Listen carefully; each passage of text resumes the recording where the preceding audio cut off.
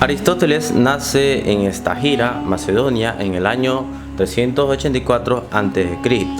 Era hijo de Nicómaco, médico personal de Amistas II, rey de esa región. A los 18 años fue enviado por sus padres a Atenas para ingresar en la academia o la escuela filosófica de Platón.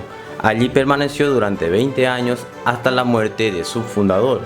Una vez muerto Platón, Aristóteles abandonó Atenas y acudió a la llamada Filipo de Macedonia, sucesor de Amistas II, para hacerse cargo de la educación de su hijo, Alejandro Magno. Cuando finalizó el periodo de instrucción, regresó a Atenas y fundó su propia escuela, a la cual le puso el nombre de Liceo. Más tarde decidió marcharse porque su vida peligraba a causa de la creciente enemistad entre atenienses y macedonios. Se estableció en Eubea, donde murió en el año 322 a.C.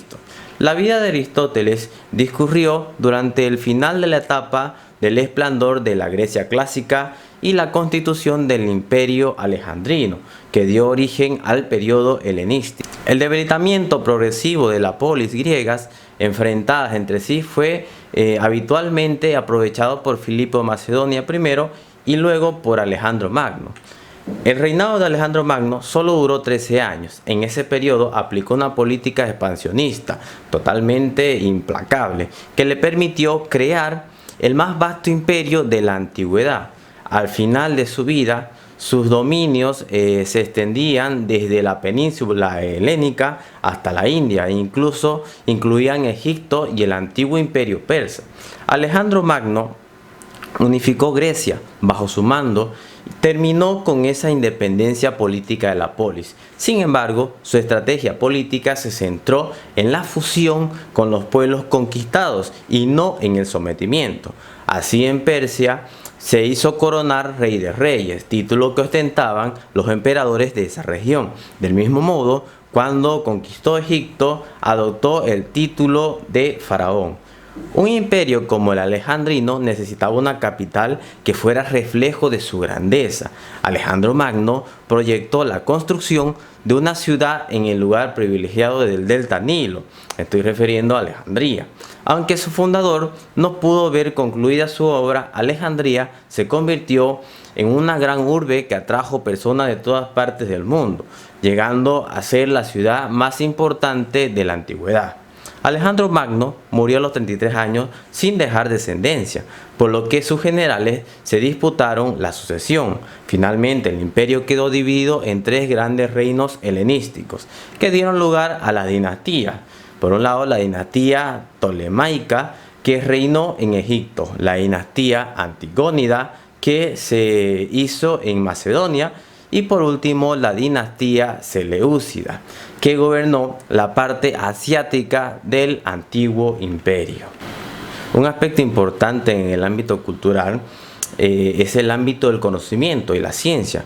Destacó la ciudad de Alejandría, donde se construyó una gran biblioteca que actuó como foco que atrajo a numerosos científicos. Allí vinieron, por ejemplo, Euclides, autor de un tratado de geometría, a Aristarco de Samos, el primero en proponer el modelo heliocéntrico del cosmos, Arquímedes, famoso físico y matemático, y Galeno, el gran médico de la antigüedad. Aristóteles asistió al final del periodo helénico y al inicio del helenístico, que comenzó con el ascenso al poder de su pupilo Alejandro Magno. Finalizó en el siglo a.C., cuando Roma dominaba ya toda la cuenca mediterránea. Las conquistas de Alejandro Magno pusieron en contacto a los griegos con muchas otras civilizaciones y formas de pensamiento, desde luego. Eso provocó un profundo cambio de actitud que podemos resumir de alguna manera. Primero, descubrimiento del individuo.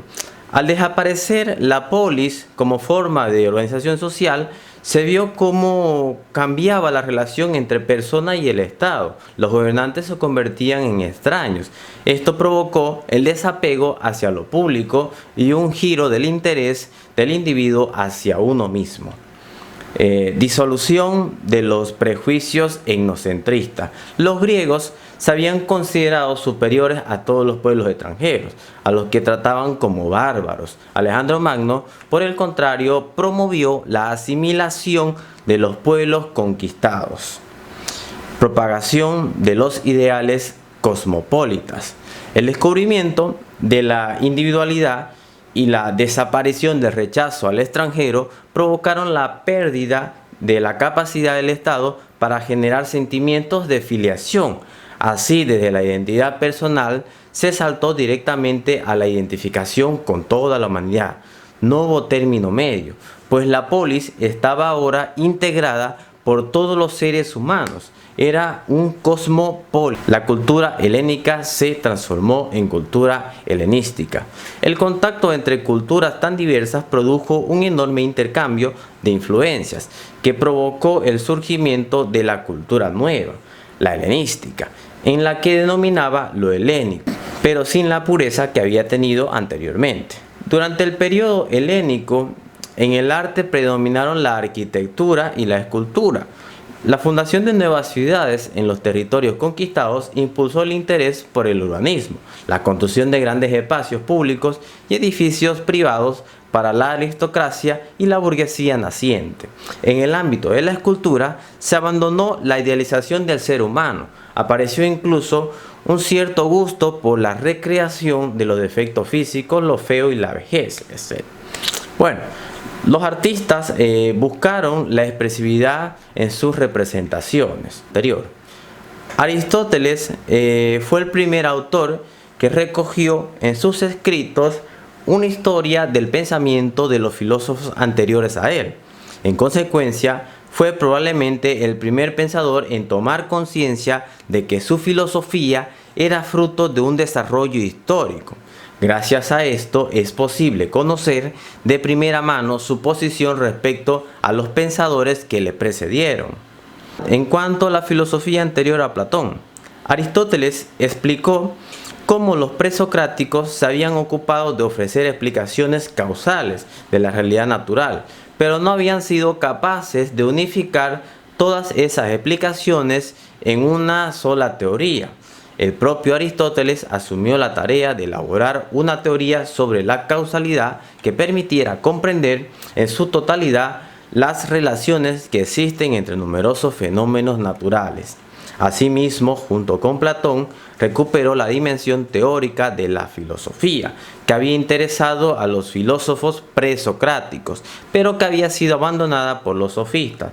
Para ello, se enfrentó a problemas como la doctrina de Parménides, que parecía mostrar dificultades sin solución, pues negaba la existencia de la pluralidad y del movimiento, que por otra parte resultaban evidentes, basándose en una argumentación lógica aparentemente intachable.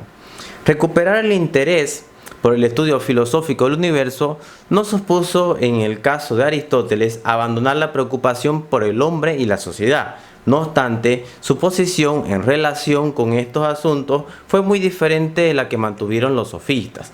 En concreto, en relación con el conocimiento humano de la realidad, Gorgias se había mostrado profundamente escéptico, llegando incluso a negar su posibilidad.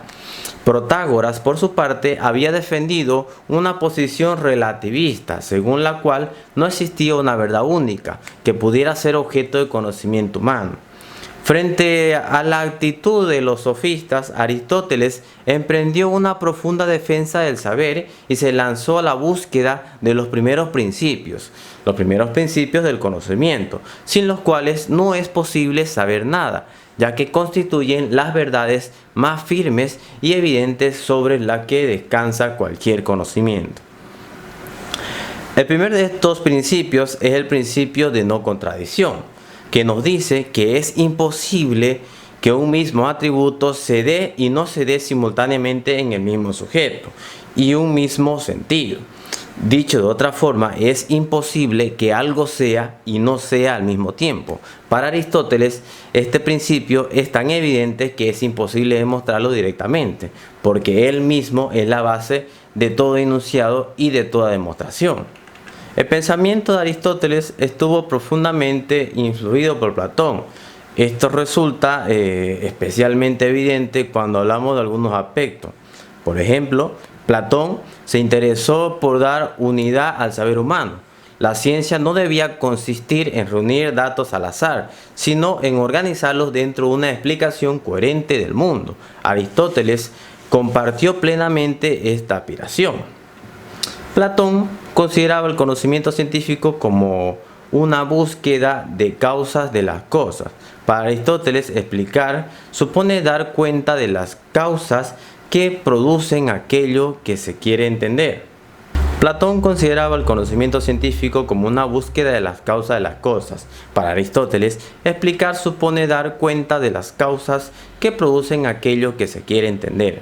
Platón investigó los fundamentos de la lógica, exigiendo a sus discípulos que se formaran en la práctica de la argumentación. Aristóteles aprovechó este terreno para hacer de la lógica una ciencia que funcionara como instrumento de todas las demás ciencias. Platón y Aristóteles compartieron el interés por la ontología, es decir, por tratar de dar respuesta a la pregunta por la auténtica realidad. Ambos se interesaron por el conocimiento mismo. ¿Cómo adquirimos el conocimiento? ¿Por qué causa llegamos a conocer y entender el mundo? ¿Cómo podemos estar seguros de que sabemos algo? Pues la parte de la filosofía que trata estas cuestiones es la epistemología o la noxiología. Las diferencias entre Aristóteles y Platón se encuentran en la concepción general de la realidad.